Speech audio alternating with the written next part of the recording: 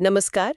आज हम बात कर रहे हैं भारत में जनसंख्या और जीवन के कुछ बहुत ज़रूरी आंकड़ों की। मतलब जन्म, मृत्यु, बीमारियां, इन्हें कैसे मापा जाता है, इस पर थोड़ी गहराई से बात करेंगे। हाँ, हमारे पास कुछ सोर्सेज हैं जो बायोस्टैटिस्टिक्स और पब्लिक हेल्थ के नजरिए से हमें समझाते हैं कि ये सब क्यों जरूरी है। और हमारा मकसद क्या है? हम इन सोर्सेज से ये समझने की कोशिश कर रहे हैं कि आखिर ये गिनती, ये माप इतने अहम क्यों हैं, इन्हें करते कैसे हैं। और सबसे दिलचस्प बात कि ये आंकड़े खासकर 1990 के दशक के मध्य तक के जो हमारे पास हैं, वो भारत की सेहत के बारे में क्या कहानी बताते हैं। बिल्कुल। और देखिए, शुरुआत ही एक ऐसे आंकड़े से करते हैं जो इन सोर्सेज में मिला, जो सोचने पर मजबूर करता है। 1994 के आसपास केरल में इन्फेंट मोर्टेलिटी रेट मतलब IMR सिर्फ 16 थी प्रति 1000 जीवित जन्म। 16? हाँ, सिर्फ 16। और उसी वक्त उड़ीसा में 103। बाप रे, 103? जमीन आसमान का फर्क है ये तो। है ना? इतना बड़ा फर्क। तो बस ये नंबर ही हमें अंदर तक खींचते हैं कि इनके पीछे चल क्या रहा है। चलिए इसी की पड़ताल करते हैं। और देखिए, ये फर्क ही इस बात पर जोर देता है कि ये मापन जरूरी क्यों है। मोटे तौर पर कहें तो ये आंकड़े किसी भी आबादी की सेहत का एक तरह से आईना होते हैं। हम अलग अलग समुदायों की या जगहों की या समय के साथ स्वास्थ्य की स्थितियों की तुलना कर पाते हैं। वो चाहे जन्म दर हो, मृत्यु दर हो या किसी बीमारी का फैलाव हो। सही कहा। और इन्हीं तुलनों से तो पता चलता है ना कि जो हेल्थ प्रोग्राम चल रहे हैं वो कितने असरदार हैं, कहाँ ज्यादा ध्यान देने की जरूरत है। बिल्कुल। मतलब ये डेटा भविष्य की जो स्वास्थ्य नीतियां बनती हैं, हाँ, उनकी प्राथमिकताएं तय करने में बहुत मदद करता है। और हाँ, ये जीवन प्रत्याशा मतलब लाइफ एक्सपेक्टेंसी जैसी जरूरी चीजों का अनुमान लगाने में भी काम आते हैं। सही बात है। और इन सब कैलकुलेशंस का जो आधार है वो है जनसंख्या, पॉपुलेशन। हाँ, जैसा हम जानते ही हैं। और ये सोर्सेज भी कहते हैं भारत में हर 10 साल पर सेंसस होता है, जनगणना। यहाँ 1991 की जनगणना का जिक्र है। वो हमें एक बेसलाइन देता है। बिल्कुल, एक ठोस आधार। लेकिन जो स्वास्थ्य के सूचकांक हैं, इंडिकेटर्स हैं, उनकी गणना के लिए हमें अक्सर साल के बीच की आबादी चाहिए होती है। मीडिया पॉपुलेशन कहते हैं इसे। ये डिनोमिनेटर का काम करती है। हाँ, हर का। तो ये कैसे पता लगाते हैं, खासकर दो जनगणनाओं के बीच? हाँ, ये अच्छा सवाल है। इसके लिए सोर्सेज में मुख्य रूप से दो तरीके बताए गए हैं। एक है अरिथमेटिकल प्रोग्रेशन मेथड या AP मेथड। अच्छा। ये मानता है कि जनसंख्या हर साल एक फिक्स नंबर से बढ़ती है, जैसे सिंपल इंटरेस्ट होता है ना वैसे। ओके। और दूसरा है ज्योमेट्रिकल प्रोग्रेशन मेथड यानी GP मेथड। ये मानता है कि जनसंख्या एक फिक्स्ड परसेंटेज रेट से बढ़ती है, जैसे कंपाउंड इंटरेस्ट। मतलब पॉपुलेशन से पॉपुलेशन बढ़ती है। दिल्ली का उदाहरण भी दिया इसमें। 1981 में आबादी 62 लाख से कुछ ज्यादा, 1991 में 94 लाख पार कर गई। हाँ। तो AP मेथड से 1996 का अनुमान लगाया, वो आया करीब 1 करोड़ 11 लाख। और GP मेथड से थोड़ा ज्यादा आया, 1 करोड़ 17 लाख से ऊपर। थोड़ा फर्क तो है। हाँ, फर्क है। और आमतौर पर GP मेथड को ज्यादा रियलिस्टिक माना जाता है। क्यों? क्योंकि पॉपुलेशन ग्रोथ अक्सर परसेंटेज में ही होती है ना, वो कंपाउंड होती है। सोर्सेज ये भी बताते हैं कि GP मेथड जनगणना के बाद के सालों के लिए AP से ज्यादा अनुमान देता है और जनगणनाओं के बीच के सालों के लिए थोड़ा कम। अच्छा। भारत की भी 1991 की 84 मिलियन आबादी के आधार पर GP मेथड से 1996 का अनुमान 936.7 मिलियन लगाया गया था। तो ये तरीके हमें जनगणनाओं के बीच एक अनुमान देते हैं, जिसके आधार पर हम रेट्स निकालते हैं। चलिए, तो अब आते हैं उन इंडिकेटर्स पर जो इन सोर्सेज में भारत के लिए दिए गए हैं। सबसे पहले जनसंख्या वृद्धि, पॉपुलेशन ग्रोथ। 1901 में भारत की आबादी करीब 24 करोड़ थी। और 1991 तक ये 85 करोड़ से ज्यादा हो गई। जबरदस्त उछाल है ये तो। और इसमें खास बात यह है कि 1951 के बाद ये ग्रोथ ज्यादा तेजी से हुई। क्यों? ऐसा क्यों हुआ? ये कि मृत्यु दर, डेथ रेट में जितनी तेजी से गिरावट आई, उतनी तेजी से जन्म दर, बर्थ रेट नीचे नहीं आई, तो गैप बढ़ गया। अच्छा, गैप बढ़ने से आबादी तेजी से बढ़ी। हाँ, 1981-91 का जो दशक था, उसमें ग्रोथ रेट 21.4 प्रति हजार थी। ये काफी तेज मानी जाती है। और जैसा हमने बिल्कुल शुरू में केरल और उड़ीसा के IMR से देखा था, राज्यों के बीच बहुत ज्यादा अंतर था।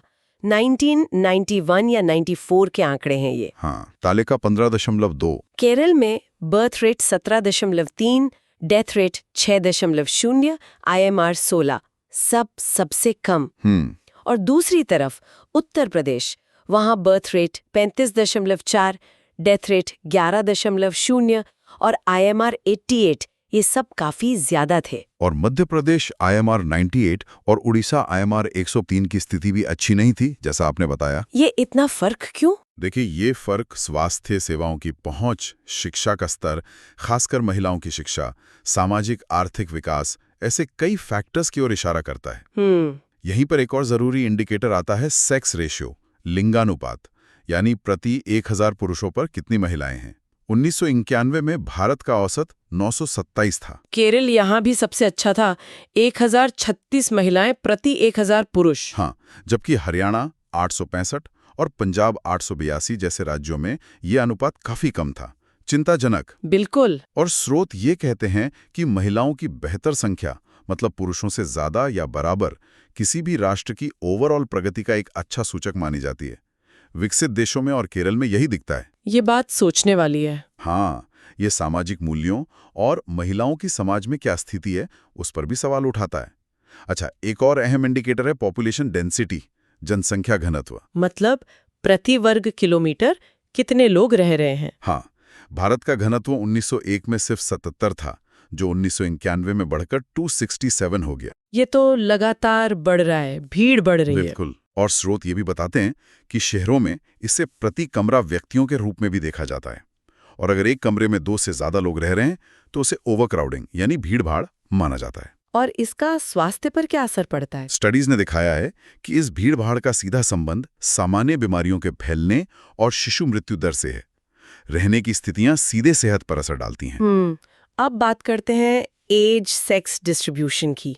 मतलब आबादी में किस उम्र के कितने पुरुष और महिलाएं हैं। हाँ, एज सेक्स पिरामिड। भारत का पिरामिड पारंपरिक रूप से चौड़े आधार वाला रहा है, मतलब बच्चे और युवा ज्यादा। बिल्कुल, नीचे से चौड़ा, ऊपर जाते जाते पतला। ये हाई बर्थ रेट का नतीजा होता है। ये विकसित देशों के स्पिंडल शेप्ड पिरामिड से अलग है, जहां बीच में, मतलब वर्किंग एज ग्रुप में, आबादी ज्यादा होती है। लेकिन यहाँ भी कुछ बदल रहा था क्या? ये दिलचस्प है। 1971, 1981 और 1991 के आंकड़ों की अगर तुलना करें, जैसा तालिका 15.4 में है, तो एक ट्रेंड दिखता है। 0 से 4 साल के बच्चों का परसेंटेज कम हो रहा है। अच्छा। और 60 साल से ज्यादा उम्र के जो बुजुर्ग हैं, उनका परसेंटेज बढ़ रहा है। इसका क्या मतलब हुआ? आधार थोड़ा सिकुड़ रहा है और तौप थोड़ा फैल रहा है। बिल्कुल। ये कई चीजों का संकेत हो सकता है। जन्म दर में गिरावट आ रही है, जीवन प्रत्याशा बढ़ रही है, लोग ज्यादा जी रहे हैं, शायद शादी की उम्र बढ़ रही है, परिवार नियोजन के तरीके अपनाए जा रहे हैं। तो इसके दूरगामी परिणाम होंगे। हाँ, इसका मतलब है कि भविष्य में हमें बुजुर्गों की स्वास्थ्य देखभाल, उनकी सामाजिक सुरक्षा पर ज्यादा ध्यान देना होगा। वही शायद स्कूलों पर दबाव थोड़ा कम हो। तो ये जो डेमोग्राफिक शिफ्ट है, ये भविष्य की प्लानिंग के लिए बहुत महत्वपूर्ण है। सही बात है। तो ये तो हुई जनसंख्या की बनावट की बात। अब आते हैं उन वाइटल इवेंट्स पर, जन्म, मृत्यु, बीमारी, इनको मापने पर। इन्हें अक्सर रेट्स या रेशियो में बदला जाता है। हाँ, रेट्स या रेशियो में, दर या अनुपात। रेट निकालने के लिए हम क्या करते हैं? आमतौर पर एक निश्चित समय में, मान लीजिए 1 साल में कितनी घटनाएं हुई, वो न्यूमरेटर यानी अंश बन गया। उसको उस समय की मीडियर पॉपुलेशन, जो डिनोमिनेटर यानी हर बन गया, से भाग देते हैं। और फिर उसे 100, 1000 या 1 लाख से गुणा कर देते। हाँ, ताकि तुलना आसान हो सके। और इन रेट्स को हम 2 तरह से देख सकते हैं। एक होती हैं क्रूड रेट्स, अशोधित दरें। ये पूरी आबादी पर आधारित होती हैं। और दूसरी होती हैं स्पेसिफिक रेट्स, विशिष्ट दरें। ये आबादी के किसी खास हिस्से के लिए होती हैं, जैसे किसी खास उम्र के लिए या लिंग के लिए या किसी खास बीमारी के कारण के लिए। ठीक है, तो शुरुआत करते हैं प्रजनन क्षमता यानी फर्टिलिटी के मापों से। सबसे आम है क्रूड बर्थ रेट, CBR। हाँ, CBR मतलब 1 साल में प्रति 1000 लोगों पर कितने जीवित जन्म हुए।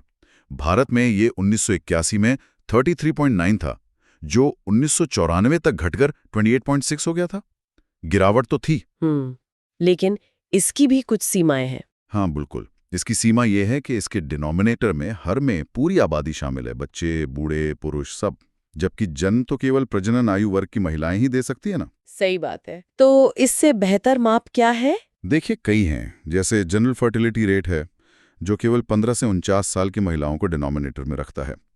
एज स्पेसिफिक फर्टिलिटी रेट है, जो हर आयु वर्ग के लिए अलग-अलग दर बताता है। हाँ, टेबल 15.5 में दिया है कि भारत में 1981 और 91 दोनों में 20 से 24 और 25 से 29 साल की उम्र में प्रजनन दर सबसे ज्यादा थी और सभी आयु वर्गों में 81 से 91 तक गिरावट आई थी। बिल्कुल। लेकिन एक बहुत महत्वपूर्ण माप है total fertility rate, TFR. TFR, ये क्या बताता है? ये अनुमान लगाता है कि अगर मौजूदा एज स्पेसिफिक फर्टिलिटी रेट्स भविष्य में भी जारी रहें तो एक महिला अपने पूरे प्रजनन काल में, मतलब लगभग 15 से 49 साल की उम्र तक, औसतन कितने बच्चे पैदा करेगी। अच्छा, ये तो काफी उपयोगी लगता है। भारत का टीएफआर कितना था? 1981 में ये 4.5 था, जो 1991 तक घटकर 3.6 हो गया था। 4.5 से 3.6। इसका मतलब है कि एक पीढ़ी पहले की तुलना में औसतन हर महिला लगभग एक बच्चा कम पैदा कर रही थी उस दशक में। ये तो बड़ा बदलाव है। बहुत बड़ा बदलाव। ये सीधे तौर पर परिवार के औसत आकार और भविष्य की जनसंख्या वृद्धि से जुड़ा है। ये परिवार नियोजन कार्यक्रमों के असर को भी दिखाता है। और इसी से जुड़ा एक और रेट है शायद, नेट रिप्रोडक्शन रेट, एनआरआर।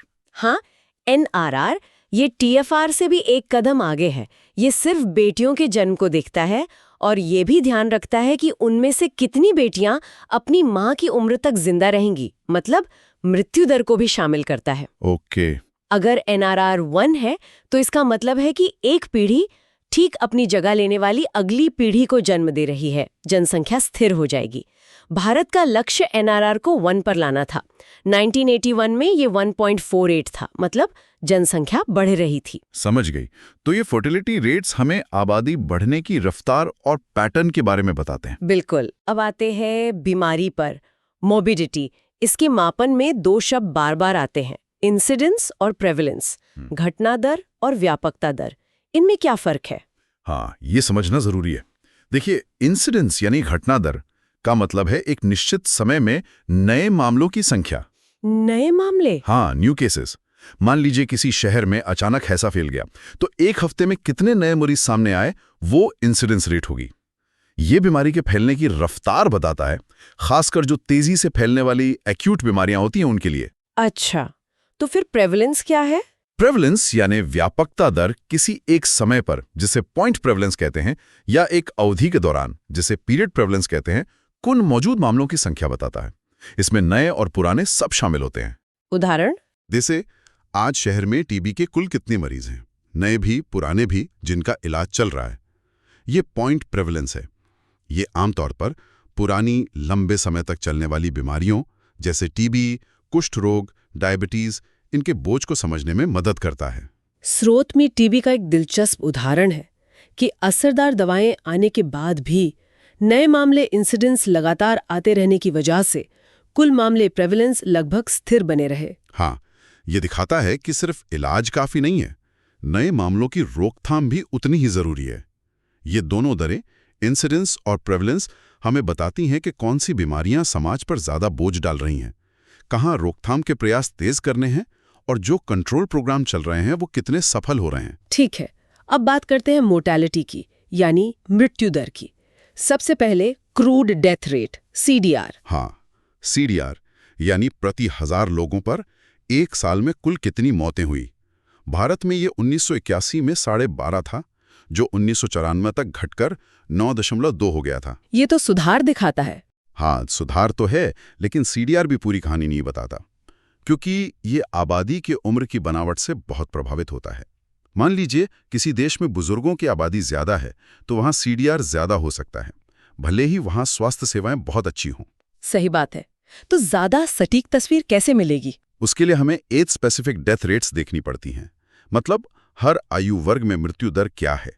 स्रोत तालिका 15.7 यही बताते हैं कि भारत में मृत्यु दर शिशुओं 1 साल से कम और बुजुर्गों में सबसे ज्यादा थी और 10 से 14 साल के बच्चों में सबसे कम। और यहीं पर आता है इन्फेंट मोर्टेलिटी रेट, आईएमआर, जिसकी हमने शुरू में बात की थी। हाँ, आईएमआर प्रति 1000 जीवित जन्मों पर 1 साल की उम्र पूरी करने से पहले कितने बच्चों की मौत हो गई। इसे स्वास्थ्य का इतना संवेदनशील संकेतक क्यों मानते हैं? क्योंकि ये बहुत सारी चीज़ों को एक साथ दर्शाता है। माँ और बच्चे की देखभाल कैसी है, पोषण का स्तर क्या है, साफ सफाई, पानी कैसा है, टीके लग रहे हैं या नहीं, और स्वास्थ्य सेवाओं की क्वालिटी और पहुंच कैसी है। आईएमआर ज़्यादा होने का मतलब है कि इन सब क्षेत्रों में कहीं ना कहीं बड़ी कमियां हैं। भारत का आईएमआर, जैसा आपने बताया, 20वीं सदी की शुरुआत में 200 से भी ज्यादा था। हाँ, बहुत ज़्यादा। और 1994 तक ये घटकर 73 पर आ गया था। ये बहुत बड़ी उपलब्धि थी। लेकिन फिर वही बात, राज्यों के बीच का वो भारी अंतर, केरल 16, ओडिशा 103, ये दिखाता है कि ये प्रगति सब जगह एक जैसी नहीं थी। आईएमआर को और भी हिस्सों में बांटते हैं ना, जैसे नियोनेटल और पोस्ट नियोनेटल। हाँ, बिल्कुल। नियोनेटल मोर्टेलिटी रेट होती है जन्म के पहले 28 दिनों में होने वाली मौतें, और पोस्ट नियोनेटल होती है 28 दिन से लेकर 1 साल की उम्र तक होने वाली मौतें। ये क्यों जरूरी है? ये जानने के लिए कि मौतें कब हो रही हैं, ताकि सही जगह पर ध्यान दिया जा सके। नियोनेटल मौतें अक्सर जन्म के समय की देखभाल, मां के स्वास्थ्य या जन्मजात समस्याओं से जुड़ी होती हैं, जबकि पोस्ट नियोनेटल मौतें ज्यादातर इन्फेक्शन, डायरिया, निमोनिया, कुपोषण मतलब बाहरी वातावरण और देखभाल से संबंधित होती हैं। अच्छा, इसी तरह मैटरनल मोर्टेलिटी रेट एमएमआर भी है। हाँ, मातृ मृत्यु दर। ये गर्भावस्था, प्रसव या प्रसव के बाद के 42 दिनों के अंदर होने वाली मां की मृत्यु को मापता है, जो उसी गर्भावस्था से संबंधित कारणों से हुई हो। इसे प्रति 1 लाख जीवित जन्म पर व्यक्त करते हैं। ये एमसीएच सेवाओं यानी मां और बच्चे की स्वास्थ्य सेवाओं की गुणवत्ता का एक बहुत महत्वपूर्ण संकेतक है। और फिर कॉज स्पेसिफिक डेथ रेट भी है। हाँ, मतलब किसी खास बीमारी या कारण से होने वाली मौतों की दर, जैसे टीबी से मृत्यु दर या कैंसर से या दिल की बीमारी से। ये बताता है कि कौन सी बीमारियां ज्यादा जाने ले रही हैं। और एक और है केस फर्टिलिटी रेट, सीएफआर। हाँ, सीएफआर ये बताता है कि किसी खास बीमारी से जितने लोग बीमार हुए, उनमें से कितने प्रतिशत की मौत हो गई। ये बीमारी कितनी गंभीर है या इलाज कितना प्रभावी है, इसका अंदाजा देता है। स्रोत में हैजा का उदाहरण है, जिसका सीएफआर 40% उस समय टाइफॉइड एंटीबायोटिक से पहले 30% से भी ज्यादा था। मतलब हैजा ज्यादा जानलेवा था। और एक प्रोपोर्शनल मोर्टेलिटी रेट भी है। हाँ, ये बताता है कि कुल मौतों में से किसी एक खास कारण से कितनी मौतें हुई प्रतिशत के रूप में। जैसे कुल मौतों में से 10% दिल की बीमारी से हुई। ये अलग-अलग कारणों के तुलनात्मक महत्व को दिखाता है। बाप रे, कितने सारे रेट्स और रेशियोज हैं। तो इन सब का इस्तेमाल कैसे होता है? जाहिर है स्वास्थ्य कार्यक्रमों की निगरानी में। हाँ, बिल्कुल। जैसे परिवार नियोजन कार्यक्रम कितना सफल है, ये टीएफआर में गिरावट से या एनआरआर के कम होने से या नसबंदी कराने वालों की औसत उम्र कम होने से पता चल सकता है। और एमसीएच सेवाओं के लिए आईएमआर और एमएमआर सबसे अहम है। सही। इसी तरह संक्रामक रोगों की निगरानी इंसिडेंस और प्रेवलेंस दरों से होती है। ये हमें बताता है कि क्या कोई बीमारी फैल रही है या कंट्रोल में आ रही है। स्रोत में कुछ और व्यापक स्वास्थ्य संकेतकों का भी जिक्र है। एक है प्रोपोर्शनल मोर्टेलिटी इंडिकेटर। ये क्या है? ये बस ये देखता है कि कुल मौतों में से 50 साल या उससे ज्यादा उम्र में कितनी मौतें हुई। इसका प्रतिशत निकाला जाता है। ये ज्यादा हो तो अच्छा क्यों माना जाता है? क्योंकि इसका मतलब है कि कम उम्र में होने वाली मौतें कम हो रही हैं, लोग लंबी उम्र जी रहे हैं। ये दिखाता है कि समुदाय में स्वास्थ्य का ओवरऑल स्तर बेहतर हो रहा है। अच्छा, और दूसरा प्रमुख संकेतक है एक्सपेक्टेशन ऑफ लाइफ, जीवन प्रत्याशा। हाँ, ये एक तरह से सभी उम्र की मृत्यु दरों का निचोड़ है। ये बताता है कि जन्म के समय या किसी खास उम्र में कोई व्यक्ति औसतन और कितने साल जीने की उम्मीद कर सकता है अगर मौजूदा मृत्यु दरें बनी रहें। इसकी गणना लाइफ टेबल से की जाती है। स्रोत बताते हैं कि 1976-81 में भारत में पुरुषों के लिए ये करीब 52.6 साल थी और महिलाओं के लिए 51.6 साल। हाँ, ये विकसित देशों से कम थी। और दिलचस्प बात यह है कि विकसित देशों में महिलाएं पुरुषों से औसतन 5 साल या ज्यादा जीती हैं, लेकिन भारत में उस समय ऐसा नहीं था। महिलाएं थोड़ा कम जी रही थीं। ये भी शायद सामाजिक आर्थिक कारकों और महिलाओं के स्वास्थ्य की स्थिति की ओर इशारा करता है। बहुत हद तक। स्रोत health for all by 2000 AD के कुछ लक्ष्यों का भी जिक्र करते हैं, जैसे CBR को 21 पर लाना, CDR को 9 पर, IMR को 60 से कम करना और NRR को 1 पर लाना। हाँ, तालिका 15.9 में है। ये दिखाता है कि कैसे इन आंकड़ों का इस्तेमाल करके राष्ट्रीय लक्ष्य तय किए जाते हैं और फिर उनकी तरफ प्रगति को मापा जाता है, भले ही वो लक्ष्य उस समय सीमा के थे। बिल्कुल। तो कुल मिलाकर ये आंकड़े सिर्फ नंबर नहीं हैं, ये भारत की खासकर 90 के दशक तक की स्वास्थ्य कहानी के अहम अध्याय हैं। ये बताते हैं कि हम कहाँ से चले थे, कहाँ पहुंचे और किन चुनौतियों का सामना कर रहे थे। सही कहा। वो केरल और उड़ीसा का IMR का फर्क हमें बार बार याद दिलाता है कि प्रगति अक्सर सब तक एक साथ एक समान नहीं पहुंचती। बिल्कुल, और ये आंकड़े हमें मजबूर करते हैं कि हम सोचें कि स्वास्थ्य में समानता लाने के लिए, सुधार लाने के लिए और क्या किया जा सकता है। आपने जीवन प्रत्याशा और लाइफ टेबल की बात की। ये सिर्फ औसत उम्र नहीं बताते। लाइफ टेबल तो ये भी बताती है कि जीवन के अलग अलग पड़ावों पर जीवित रहने की क्या संभावनाएं हैं। ये हमें न सिर्फ जीवन की अवधि यानी लेंथ ऑफ लाइफ के बारे में सोचने पर मजबूर करते हैं, बल्कि उसकी गुणवत्ता, क्वालिटी ऑफ लाइफ के बारे में भी। और शायद यही आज के लिए सोचने का बिंदु है ना, कि हम इन ऐतिहासिक आंकड़ों से, इनसे मिली सीखों से आज क्या सबक ले सकते हैं, कैसे इनका इस्तेमाल करके हम भारत में सभी के लिए न केवल एक लंबा जीवन बल्कि एक स्वस्थ और बेहतर जीवन सुनिश्चित करने की दिशा में काम कर सकते हैं। बिल्कुल, ये एक महत्वपूर्ण सवाल है जिस पर लगातार काम करने की जरूरत है।